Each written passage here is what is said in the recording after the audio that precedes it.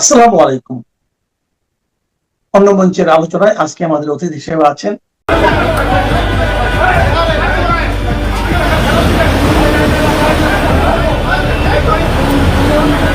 Bangladesh bank থেকে ইউনূসের নিয়োগকৃত governor Hasan H মনসুরকে বলতে গেলে কর্মকর্তা কর্মচারীরা ধর ধর ধর বলে মব করে বিদায় দিয়েছে, সঙ্গে তার অনুচরদেরও বিদায় দিয়েছে, যাদেরকে নিয়ে বিগত 18 মাস তিনি বাংলাদেশের অর্থনীতিকে বলতে গেলে শেষ করে দিয়েছেন। প্রথমবারের মতো সরকারের নিয়মিত ব্যয় মেটানোর জন্য ধার করতে হয়েছে। আর সবচেয়ে বড় কথা যে কথায় কথায় ইউনূস সরকার দাবি করেছে তারা নাকি রিজার্ভ বাড়িয়ে $40 বিলিয়ন করেছে, অথচ বিদ্যুৎ খাত থেকে শুরু করে পদ্মা সেতুর ঋণের কিস্তি পরিশোধ না করা সহ নানা ক্ষেত্রে বকেয়া রেখেছে $25 বিলিয়ন কাছাকাছি। তাহলে রিজার্ভ থাকলো কত ভাই? আপনারা হিসেব করুন। ওদিকে 18 মাসে ইউনূস এবং তার সহযোগীরা দেশ থেকে $200 বিলিয়ন মতো পাচার করেছে, যা অর্থনীতিবিদরা বলছেন। এবার বলুন, এই হাসান এইচ মনসুরকে ধর ধর ধর বলে চিৎকার না করে কি উপায় আছে?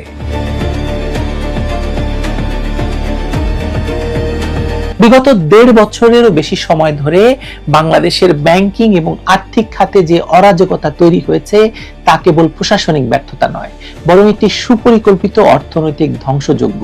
শেখ হাসিনার শাসনামলকে যিনি তথাকথিত স্বর্ণযুগ বলে তাচ্ছিল্য করতেন, এবং এই হাসান এইচ মনসুর তখন টক শো আর কলামে শেখ হাসিনার উন্নয়ন নীতিকে কঠোর সমালোচনা করতেন। কিন্তু ভাগ্যের নির্মম পরিহাস দেখুন, সমালোচনা করা আর দায়িত্ব নিয়ে তা সামলানো এক জিনিস নয়। দায়িত্ব পাওয়ার পর তিনি বাংলাদেশকে বদলে দেওয়ার পরিবর্তে নিজের এবং নিজের ঘনিষ্ঠজনদের ভাগ্য বদলে দিয়েছেন। বাংলাদেশ ব্যাংক অফিসার্স ওয়েলফেয়ার কাউন্সিলের অভিযোগপত্রে যে ভয়াবহ চিত্র উঠে এসেছে তা প্রমাণ করে যে গভর্নর হিসেবে তিনি কেবল দুর্নীতিকে প্রশ্রয় দেননি, বরং ব্যাংকিং সেক্টরে একটি লুটেরা রাজত্ব কায়েম করেছিলেন। এই কাউন্সিলে ব্যাংকের কর্মকর্তারা স্পষ্ট ভাষায় জানিয়েছিলেন যে কিভাবে ব্যাংকের সম্পদ অপব্যবহার করা হয়েছে এবং কিভাবে নির্দিষ্ট কিছু কর্মকর্তা এবং তাদের পরিবার ব্যক্তিগতভাবে লাভবান হয়েছেন। আজ যখন তাকে ধর ধর ধর স্লোগানে ধাওয়া করা হচ্ছে, তখন বুঝতে হবে এই ক্ষোভ গত 18 মাসে তৈরি হয়েছে। এই 18 মাসের বঞ্চনা, অনিয়ম এবং চোখের সামনে রাষ্ট্রের সম্পদ লুণ্ঠন দেখার পুঞ্জীভূত যে বারুদ, তার বিস্ফোরণ ঘটেছে তার বিদায় লগ্নে। হাসান এইচ মনসুর নিশ্চয়ই ভদ্রজন, কিন্তু তার পদত্যাগ আদৌ স্বাভাবিক ছিল না। তার নিয়োগ কি স্বাভাবিক ছিল? তার নিয়োগও স্বাভাবিক ছিল না, কারণ ডক্টর ইউনূস নিজ ক্ষমতা বলে বয়স বাড়িয়ে তাকে নিয়োগ দিয়েছিল। কারণ বাংলাদেশ ব্যাংকের গভর্নর হওয়ার একটা নির্দিষ্ট বয়স সীমা আছে, তিনি সেই বয়স সীমা উঠিয়ে দিয়েছিলেন এই হাসান এইচ মনসুরকে নিয়োগ করবেন বলে। সাধারণত কেন্দ্রীয় ব্যাংকের গভর্নররা নীরবে পদত্যাগ করেন অথবা সরকারি ঘোষণার মাধ্যমে তাদের নিয়োগ বাতিল করা হয়। কিন্তু হাসান এইচ মনসুরের ক্ষেত্রে যা ঘটেছে তা ছিল একেবারে ভিন্ন চিত্র। বাংলাদেশ ব্যাংকের কর্মকর্তারা প্রকাশ্যে তার বিরুদ্ধে আন্দোলন করেছে। যখন তিনি সংবাদ সম্মেলন করে দাবি করলেন যে তার পদত্যাগ করতে মাত্র 2 সেকেন্ড সময় লাগবে, তখনই স্পষ্ট হয়ে গেল যে কর্মকর্তাদের চাপে তিনি আর টিকতে পারছেন না।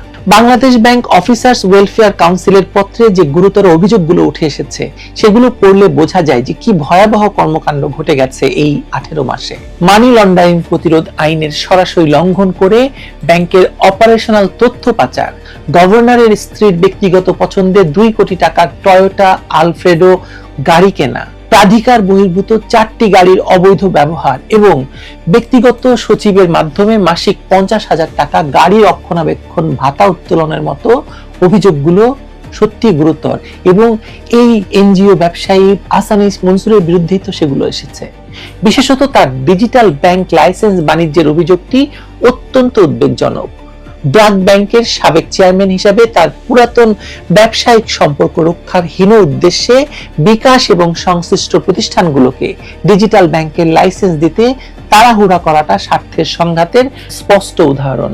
ব্যাংক কোম্পানি আইন অনুযায়ী একক গোষ্ঠীর কাছে 10% অধিক মালিকানা থাকলে যে কঠোর আইনি বিধিনিষেধ রয়েছে তা তিনি সম্পূর্ণ উপেক্ষা করেছেন। সবচেয়ে লজ্জাজনক বিষয় হলো সিএসআর ফান্ডের অর্থের যথেচ্ছ ব্যবহার। নীলফামারী সরকারি উচ্চ বিদ্যালয় এবং খলিল মালিক ফাউন্ডেশনে অনুদান প্রদানের ক্ষেত্রে যে পক্ষপাতিত্ব দেখানো হয়েছে তার প্রাতিষ্ঠানিক নীতিমালা আসলে চরম লঙ্ঘন হয়েছে এই কাজটিতে। বিশেষত চুয়াডাঙ্গায় অবস্থিত তার ঘনিষ্ঠ বন্ধুর উদ্যোগে তৈরি প্রতিষ্ঠান 3 কোটি টাকা প্রদান করেছেন তিনি, এবং মার্থা লিন্ডস্ট্রম নূরজাহান বেগম বালিকা উচ্চ বিদ্যালয়ে অনুদানের ক্ষেত্রে প্রত্যক্ষ স্বার্থের সংঘাত ছিল। টাঙ্গাইলের করিটোলায় গভর্নরের মালিকানাধীন বাগান বাড়ির সন্নিহিত বিদ্যালয়ের পরিচালনা পর্ষদের সভাপতি হিসেবে নিজ দায়িত্ব পালনরত অবস্থায় সেখানে অনুদান প্রদান করা সরাসরি নীতি বিরুদ্ধ। চতুর্থ দশকে প্রথমবার বাংলাদেশ সরকারকে নিয়মিত ব্যয় মেটাতে ধার করার যে তথ্য আমরা পত্রপত্রিকায় দেখতে পাচ্ছি তা অত্যন্ত উদ্বেগের। পরিচালক তৌফিকুল ইসলাম খান যে তথ্য উপস্থাপন করেছেন সেখানে দেখা যাচ্ছে অন্তর্বর্তী সরকার মাত্র 23,742 কোটি টাকা ধার করতে বাধ্য হয়েছে শুধুমাত্র পুনরাবৃত্ত পরিচালনার ব্যয় মেটাতে। এই অবস্থা আগে শুধু 80-র দশকে হুসাইন মোহাম্মদ এরশাদের আমলে ঘটেছিল। রাজস্ব আদায়ের দুর্বলতা, অর্থনৈতিক অস্থিরতা এবং নিস্তেজ বিনিয়োগ মিলিয়ে রাষ্ট্রের আর্থিক ভিত্তি ক্ষয় হয়ে গেছে। দুবাইয়ে হাসান মনসুরের মেয়ে মেহরিন সারা মনসুরের নামে 45 কোটি টাকার ফ্ল্যাট কেনার অভিযোগটি তার নৈতিক অবস্থানকে আরো প্রশ্নবিদ্ধ করেছে। 2024 সালের 24শে ডিসেম্বর দুবাই ল্যান্ড ডিপার্টমেন্টের দলিল অনুযায়ী আল জাদ্দা এলাকায় যে ফ্ল্যাটটি কেনা হয়েছে সেখানে তিনি কেবল অভিভাবক নন, বরং সরাসরি মালিক হিসেবে নাম রয়েছে তার। তার দুবাই সফরের সময়সূচি এবং ফ্ল্যাট রেজিস্ট্রেশনের তারিখ সামঞ্জস্যপূর্ণ, যা তার শারীরিক উপস্থিতি প্রমাণ করে। অথচ তিনি পূর্বের দাবি করেছিলেন যে কোনোদিন তিনি বিদেশে টাকা পাঠাননি। তাহলে সে টাকাটা গেল কিভাবে? টাকার পাখা গজিয়েছিল। সবচেয়ে ভয়াবহ বিষয় হলো অর্থনৈতিক পরিসংখ্যানের এই বিভ্রান্তিকর উপস্থাপনা। ইউনূস সরকার দাবি করেছে তারা রিজার্ভ বাড়িয়ে $40 বিলিয়ন করেছে, কিন্তু বিদ্যুৎ খাত থেকে শুরু করে পদ্মা সেতুর ঋণের কিস্তি পরিশোধ না করা সহ নানা ক্ষেত্রে প্রায় $25 বিলিয়ন কাছাকাছি বকেয়া পড়েছে। তার মানে প্রকৃত রিজার্ভ দাঁড়াচ্ছে মাত্র $15 বিলিয়ন আশেপাশে। এর সাথে যদি 18 মাসে পাচার হওয়া $200 বিলিয়ন হিসাব যোগ করি তাহলে দেশের অর্থনীতির প্রকৃত চিত্রটি আরো ভয়াবহ। অর্থনৈতিক সূচকের দিকে তাকালে দেখা যায় ইউনূস সরকারের এই 18 মাস ছিল বাংলাদেশের অর্থনীতির জন্য এক দুঃস্বপ্ন। বিগত 4 দশকের মধ্যে প্রথমবারের মতো সরকারকে তার দৈনন্দিন পরিচালনার ব্যয়, যেমন বেতন ভাতা, রুটিন বিল পরিশোধের জন্য ঋণ করতে হয়েছে। রাজস্ব আয়ে যে নামমাত্র 6.4% প্রবৃদ্ধি হয়েছে, তার বিপরীতে পরিচালন ব্যয় বেড়েছে 15.5%। এই ঘাটতি পূরণের জন্য সরকারকে প্রায় 24,000 কোটি টাকা ঋণ নিতে হয়েছে, যা 1980-র দশকে স্বৈরাচারী এরশাদ আমলের অর্থনৈতিক দেউলিয়াত্বের কথা মনে করিয়ে দেয়। বিদেশি ঋণের কিস্তি পরিশোধের চাপ বেড়েছে 37.4%, যা অর্থনীতির মেরুদণ্ড ভেঙে দিয়েছে। অথচ এই সময়কালে হাসান এইচ মনসুর ও তার সহযোগীরা উন্নয়নের ফানুস উড়িয়েছেন। তারা রিজার্ভ নিয়ে মিথ্যা তথ্য দিয়েছেন, বকেয়া ঋণ পরিশোধ না করে কৃত্রিমভাবে রিজার্ভের অঙ্ক দেখিয়েছেন বাড়িয়ে। সিপিডির মতো গবেষণা প্রতিষ্ঠানগুলো আজ স্বীকার করতে বাধ্য হচ্ছে যে এই অন্তর্বর্তী সরকারের ঋণের বোঝা আগের চেয়ে অনেক বাড়িয়ে দিয়ে গেছে। উন্নয়নের নামে যা হয়েছে তা হলো রাষ্ট্রীয় কোষাগার শূন্য করে নিজেদের পকেট ভারী করা।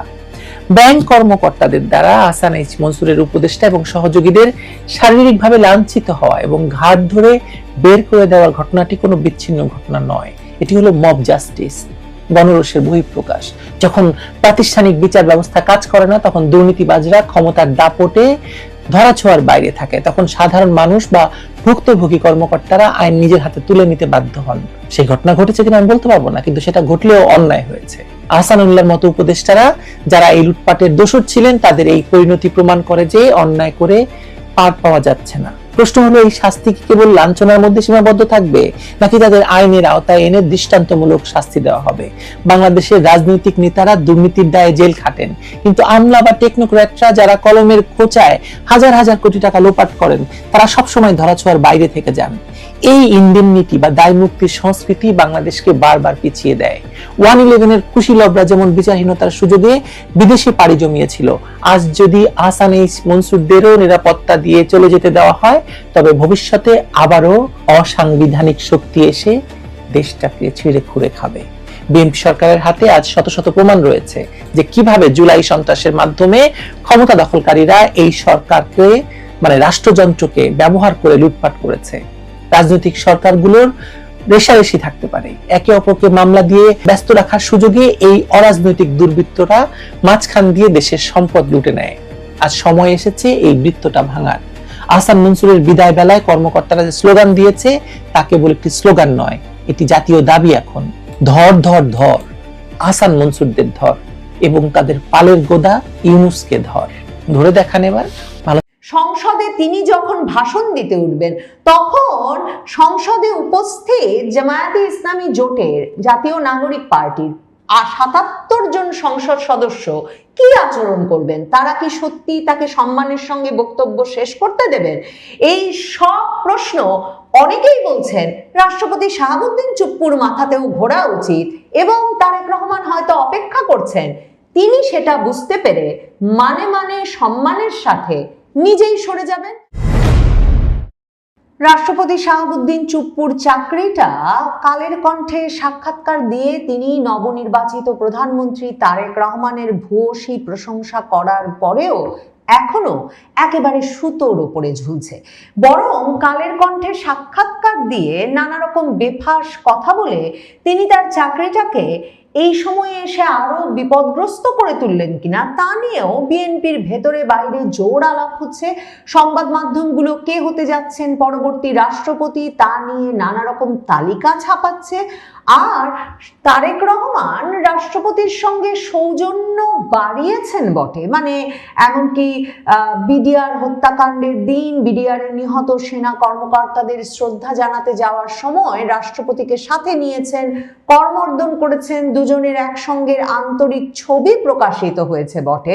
কিন্তু নবনির্বাচিত প্রধানমন্ত্রীর মনে যে কি আছে তা বলা মুশকিল। আর এই পুরো বিষয়টাই আসলে নির্ভর করছে প্রধানমন্ত্রীর ওপরেই।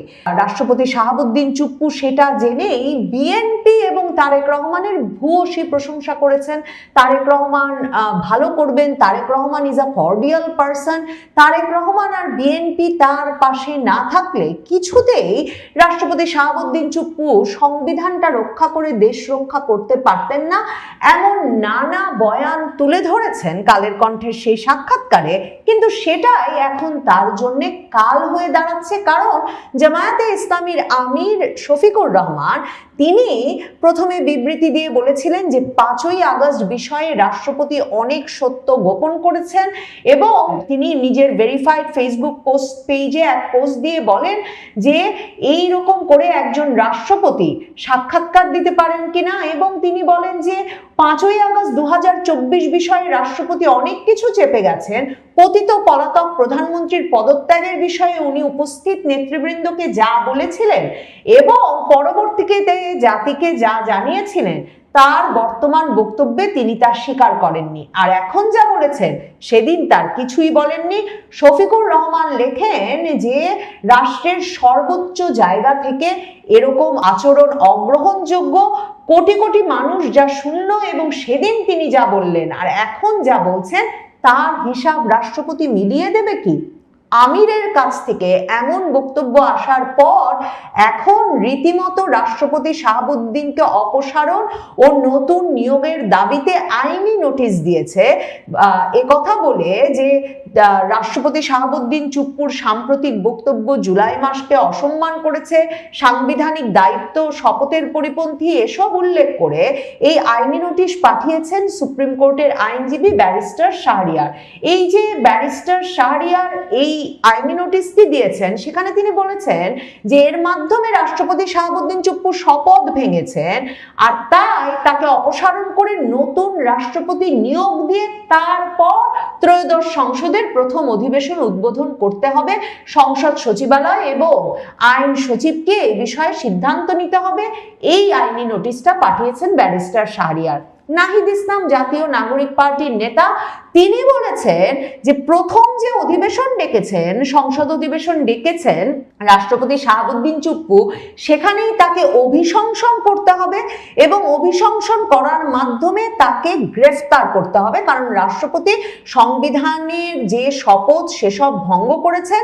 এবং তিনিও বলেছেন যে ২৪ জুলাইয়ে গণহত্যা ঠেকাতেও তো রাষ্ট্রপতি চুপ্পু কোনো ব্যবস্থা নেন নাই, কাজেই তিনি গণহত্যার দায় এড়াতে পারেন না। এই এই দায়ে তাকে অভিশংসন করে গণহত্যার দায়ে গ্রেফতার করতে হবে।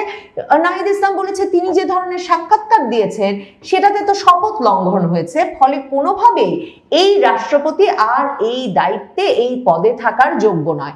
মানে রাষ্ট্রপতি 17 মাস পরে 18 মাস পরে ইউনূস সরকারের অবসান হওয়ার পর বিএনপি সরকার ক্ষমতায়, কিংবা বিএনপি সরকারের ইঙ্গিতে, কিংবা তার যে আরেক সমর্থক দল সেনাবাহিনী, তাদের ইঙ্গিতে গর্ত থেকে বেরিয়ে এসে কথা বলা শুরু করেছেন বটে, কিন্তু সেই কথা বলার পর যে প্রতিক্রিয়া তৈরি হয়েছে সেটা সম্ভবত তাকে ওই পদ থেকে অপসারণ করতে তারেক রহমানের জন্য একরকমের সুবিধা করে দিচ্ছে। কিন্তু তারেক রহমানের এই সময়টায় কিন্তু রাষ্ট্রপতি শাহাবুদ্দিন চুপ্পুকে খুব প্রয়োজন। রাষ্ট্রপতি শাহাবুদ্দিন চুপ্পুকে তার প্রয়োজন সাংবিধানিক ধারাবাহিকতা রক্ষা করতে। রাষ্ট্রপতি সংসদের প্রথম অধিবেশন ডেকেছেন এবং সংসদের প্রথম অধিবেশন ডাকার মাধ্যমে তিনি যে সংসদ অধিবেশন শুরু করতে যাচ্ছেন সেখানে তিনি উদ্বোধনী ভাষণও দেবেন এবং বিএনপি সেখানে আরেকটা রাজনৈতিক বিজয় পেতে যাচ্ছে, কারণ নিয়ম অনুযায়ী মন্ত্রিসভার অনুমোদিত ভাষণটাই কেবলমাত্র পাঠ করতে পারেন রাষ্ট্রপতি সংসদের এই প্রথম অধিবেশনে।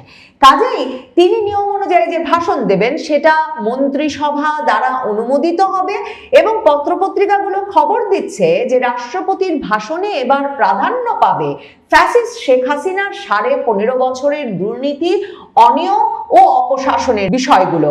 হাসিনার নির্বাচিত রাষ্ট্রপতির মুখেই উঠে আসবে ছাত্র জনতার জুলাই আন্দোলন সহ হাসিনার মানবতা বিরোধী অপরাধের বর্ণনা, পাশাপাশি বর্তমান ক্ষমতাসীন বিএনপির নির্বাচনী ইশতেহারের প্রাধান্য থাকবে রাষ্ট্রপতির ভাষণে।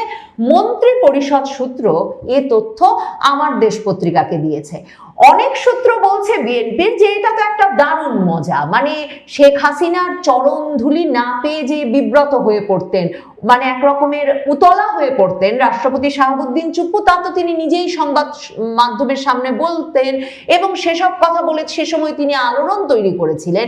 তো সেহেন রাষ্ট্রপতি চুপ্পু এবার মন্ত্রিসভা অনুমোদিত, বিএনপি মন্ত্রিসভা অনুমোদিত যে বক্তব্য পড়বেন সে বক্তব্যে তার অতি শ্রদ্ধেয় শেখ হাসিনার আমলের গণহত্যা, দুর্নীতি এসবের অভিযোগ থাকবে। তো বিএনপি সেই রাজনৈতিক বিজয়টা আসলে সুযোগটা হারাতে চাচ্ছে না। তারপর স্পিকার শিরীন শারমিন চৌধুরী এর আগের সংসদের, তিনি এখনো উধাও নিখোঁজ, তিনি পদত্যাগ করেছেন, ডেপুটি স্পিকার কারাগারে আছেন। এই অবস্থায় স্পিকার, ডেপুটি স্পিকার বিহীন যে সংসদ অধিবেশনটি অনুষ্ঠিত হতে যাচ্ছে সেই সংসদ অধিবেশনের শুরুতেই রাষ্ট্রপতি একজন সিনিয়র সদস্যদের মধ্য থেকে সংসদের মনোনয়ন করে দেবেন যিনি প্রথম অধিবেশনটি পরিচালনা করবেন, তারপর স্পিকার নির্বাচন হবে। কাজেই সংসদের এবং সংবিধানের নিয়মাবলীর ওইসব ফাঁকগুলো এড়িয়ে যেতেও রাষ্ট্রপতির পদটি এখন অটুট রাখা দরকার।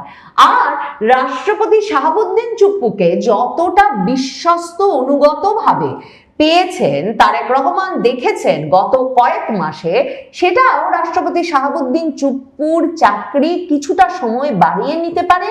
এই জোর আলোচনা যেমন বিএনপির ভেতরে বাইরে আছে, তেমনি এই আলোচনা আছে যে দ্রুত এই রাষ্ট্রপতিকে সরিয়ে বিএনপির বর্ষিয়ান নেতাদের মধ্য থেকে কাউকে নির্বাচিত করতে যাচ্ছেন তারেক রহমান।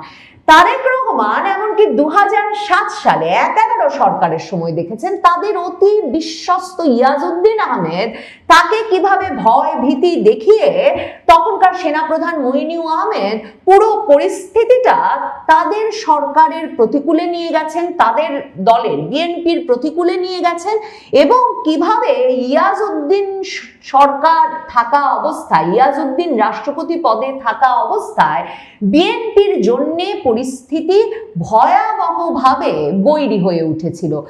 তারেক রহমান জানেন যে তাদের দলের বর্ষিয়ান নেতা বদরুদ্দোজা চৌধুরীকে যখন রাষ্ট্রপতি পদে নিয়োগ করা হয়েছিল তখন কিন্তু এই বদরুদ্দোজা চৌধুরীকে রীতিমতো রেল লাইনে তাড়া করে বিএনপির রাজনৈতিক নেতা কর্মীরা তাড়িয়ে ছেড়েছিল। কাজেই রাষ্ট্রপতি পদটা শাহাবুদ্দিন চুপ্পুর মতো কোনো লোক থাকলে সেটা যে নিরাপদ থাকে, এবং সেনাপ্রধানের পদে ওয়াকারুজ্জামানের মতো কোনো ব্যক্তি থাকলে যারা শেষ পর্যন্ত নিজ কাঁধে দায়িত্ব নেওয়ার সাহস করেন না বা বড় ধরনের কোনো সিদ্ধান্ত নিয়ে ফেলতে পারেন না, সেটা তারেক রহমান আগের অভিজ্ঞতা আর গত 18 মাসের অভিজ্ঞতা মিলিয়ে বুঝেছেন। তবে দলের ভেতর চাপ বাড়ছে, সংসদ অধিবেশনের আগে না হলেও সংসদ অধিবেশনের পর যত দ্রুত সম্ভব এই রাষ্ট্রপতি চুপ্পুকে যাতে সরিয়ে দিয়ে বিএনপি সরকার তাদের কাছে গ্রহণযোগ্য একজন কাউকে রাষ্ট্রপতি হিসেবে নিয়োগদান করেন।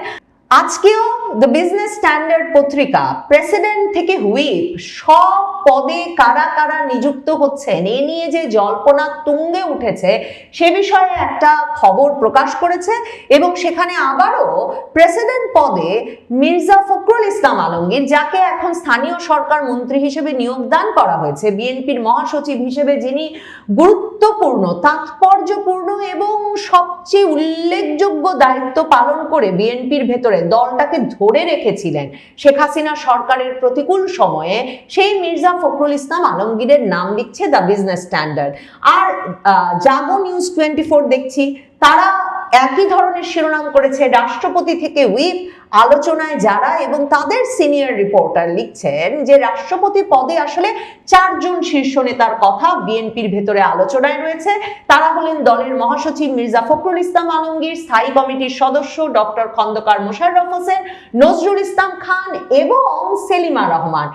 এই জাগো নিউজে এই সেলিমা রহমানের নামটা কিন্তু প্রথমবারের মতো দেখলাম। সেখানে বলা হচ্ছে যে রাজনীতিতে চমক দেখাতে তারেক রহমান প্রথম নারী রাষ্ট্রপতি হিসেবে সেলিনা রহমানের নামকে সামনে নিয়ে আসতে পারেন। এছাড়াও তিনি এমনকি ঢাকা বিশ্ববিদ্যালয়ের সাবেক উপাচার্য অধ্যাপক SM ফায়েজ, সাবেক উপাচার্য মাহবুবুল্লাহ এদের কথাও ভাবছেন, এমনকি সাবেক সচিব বা অবসরপ্রাপ্ত কোনো সেনাপ্রধানের নামও নাকি আলোচনায় ঘুরপাক খাচ্ছে। তবে সবচেয়ে বেশি আলোচনায় ঘুরছে সেই প্রশ্নটাই যে রাষ্ট্রপতি চুপ্পু কি সত্যি 12ই মার্চ সংসদ অধিবেশন শুরুর দিন পর্যন্ত বা প্রথম অধিবেশন পর্যন্ত চাকরিটা ধরে রাখতে পারবেন?